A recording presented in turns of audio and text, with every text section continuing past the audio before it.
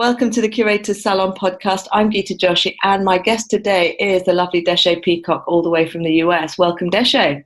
Thank you, Geeta. It's so great to see you.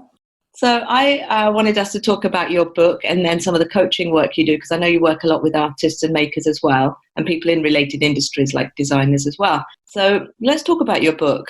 Yeah, so the first one is called Create the Style You Crave, and it's about how to, create a beautiful space on a budget, or, just to create a beautiful space that you crave, really. And the second one is called Your Creative Workspace, and it's more to do with your office or your vision room or a place where you want to dream and create and work, and it's really geared towards that. So yeah, they're both around beauty, and I've slipped in a bit of intention around there. And really my message with my overall brand, Sweet Spot Style, is about doing creative work that you love. So I kind of try to filter that secret message through everything that I do, including my books.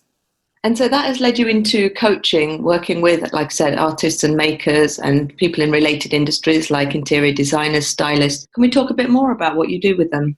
Yeah, sure. So it started off with the first book. And then from there, I was marketing the book and started to learn about Instagram and social media and newsletter building and all that kind of thing. And people started to approach me to ask me, like, how was I doing that? And how did I brand myself? And I started to get into one-to-one coaching. Well, I started with group coaching, and then it led to one-to-one coaching. And now I'm back to group coaching, but it's all coaching. And I just love to work with entrepreneurial women, creative women who are ambitious and who really, want to make a difference and an impact in the world, who love beauty and creativity, but they also seek meaning, And so that was the question that I asked myself when, what business do I want to create? Like, you can create any kind of business you want now with the internet. And so that was the question I asked myself, is who do I want to work with first? And it was that person that I just described. So one of my main sources of income is, I am multi-passionate, so I have multiple things going on, but the big one is one-to-one coaching, and it's with creative entrepreneurial women. And so it's over 6 months, and we deep dive into their business to scale their business. So it's not really for beginners or people who aren't sure. It's more for people who already have a business and maybe who are, hustling, working really hard, and they're like, how can I ever grow? And how do I figure out social media? And how could I scale my business? Like, do I want to write an ebook, or do I want to create a course, or how could I get, touch more lives and make more money? So that's what we do. So you mentioned email building amongst all the other things that you do with your clients. How important would you say that is for artists and makers particularly, because they're my main audience here? I think it's really important, and I think it's a place where I see people don't necessarily spend very much time. So what I'm seeing is I get a lot of questions about Instagram and how to get visibility on Instagram, which is important. And of course, I'm there like all the time, but we can't control Instagram. We can't control the algorithms, and they can change so fast. So I think it's really important for people to convert their followers wherever they're at on social media onto their newsletter list, because we own that. We can communicate with them. And I just started doing a lot of studies on it, and I found out that like a 1.6% engagement rate on Instagram is considered good. Like, if you were a brand and you were going to hire an influencer and they asked you what was your engagement rate, that's how many people like or comment, it would be 1.6. So of your overall audience, as opposed to email, where like a good open rate would be, say, 17 to even up to 30%. Some of my clients have a 30% open rate. That's people opening and reading your email. So that's, almost 30 times more that your people see your stuff. It's a more intimate relationship, and you have control over it. Whereas with social media, you can learn all kinds of tips and strategies to grow, but at the end of the day, you can't control it. So I'm always like, if you're serious about having a business and you want to have a long-term business, you better collect those people and convert them to your email list. I think it's really important, because people that have given you their email address have actually, by giving you that email, have actually said, I'm really interested in what you're doing. I really want to stay in touch. That's right. Yeah, it's a more intimate relationship. It's like, how, we don't really give out our phone numbers anymore unless we're going to text. So it's like the phone conversation has become this very intimate thing. And it's almost like our inboxes are now like the phone call. It's like we protect those. We don't always, give out our email all the time.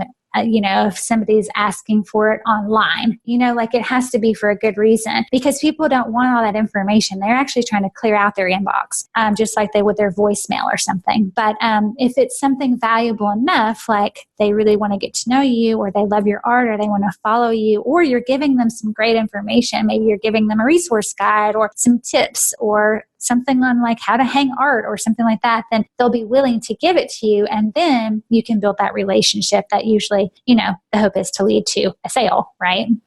Looking at some of the people I come across, I wanted to ask you for some tips. The first question would be for somebody that has no list, they're just starting out. What's your first tip for them? How can they start building a list? Okay, well, I think the first thing is just, understanding how important it is, because there are multiple steps that you have to take to build an email list and continue it and all that. And so it's, setting your mind to value that. And I think that it's really important for people to create some kind of offer for other people to accept. So, in the old days, or the olden days, as my teenage daughter likes to say, like 10 years ago or whatever, you could just put on your website, you could just say, join my newsletter list and keep up to date with what I'm up to. And people would actually do that. Now, that just doesn't cut it. Now you have to create something very valuable to give to them. So some of the artists that I work with have created guides, like a guide to framing, or a guide to hanging art, or a guide to how to create your own gallery wall at home. And, they've curated some valuable information with some beautiful images and put it together in a PDF. So if you are just starting out and you want to create this newsletter, think about what kind of value you could give to your people. And then, create like an audio or a video or a simple PDF and gift that to them in exchange for their email. Amazing. Thank you. Sure. And for the people who have let their lists go a little bit stagnant, which is the other issue I often come across when I'm working with artists, what's your big tip there? I think it's important to be consistent, and so email marketers say to email your list once a week. That can be a lot, especially when you have so much else going on. But I would say the main thing to be consistent is to create a content calendar. So create a goal for yourself of what's really reasonable and stay consistent. So I'd say, like, if you can't handle once a week, then do twice a month and pick the same day and write it in your calendar when you're going to write and when you're going to send it. And, train your readers to expect that newsletter on that day. And then you'll feel obligated to do it, because you've told them, I'm going to send this out twice a month on a Tuesday. And if you have that content calendar and you have the ideas written out ahead of time when you sit down to write your newsletter, then it won't feel so overwhelming. Because sometimes you'll sit down and you'll be like, okay, I'm supposed to write my newsletter. What am I saying? I have no idea. So if you could just, get into your calendar and block out like 2 hours. And in that 2 hours, you're going to create your content calendar. You're going to say when you're going to write, and you're going to say what you're going to write about. Then when you sit down to do it, it'll be easier. And then just get back into their rhythm and warm your audience up the first time. It should not be like, hey, it's been a while, so I have this sale. No, it shouldn't be a sale or an offer. It should just be like, hey, this is what I've been up to, and give them some personal information. Try to personalize your newsletters, put a little bit of, yourself into it, explain what you've been up to, and warm them up before, you get into any kind of asking situation. Definitely. I think this is what email newsletters really are all about, actually nurturing that audience to feel like they're, within, with you in the studio and all that sort of thing before you do ask for a sale.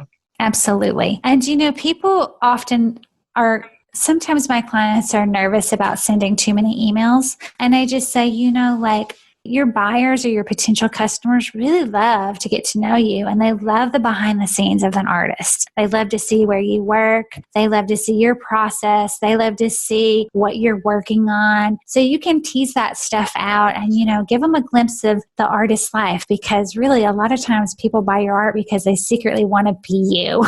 They want to, pretend that they have this beautiful artist lifestyle, and they just want a little piece of it, perhaps, So I think it's fun for people to get that sneak peek of what's going on in your life and your business. I definitely agree with that. So my third question is, obviously we're in November. It's the last quarter of 2019. It's a really busy time for a lot of artists and makers with fairs and pre-Christmas sales. What's your tip for making the best of this season?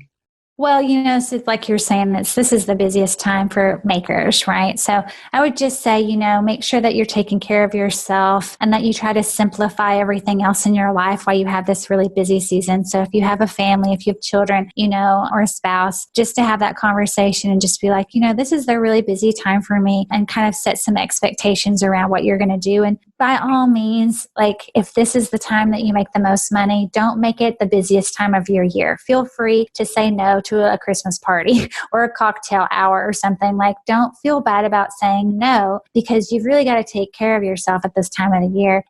Prepare yourself for 2020, because, this is just a really great time to get grounded and prepare for the next phase while taking care of yourself now.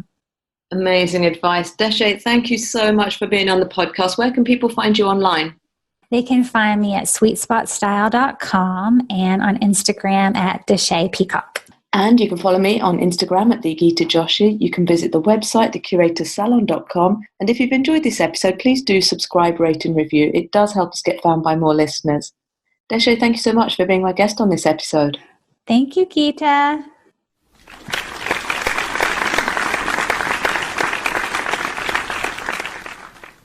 The Curator Salon hopes you enjoyed this production.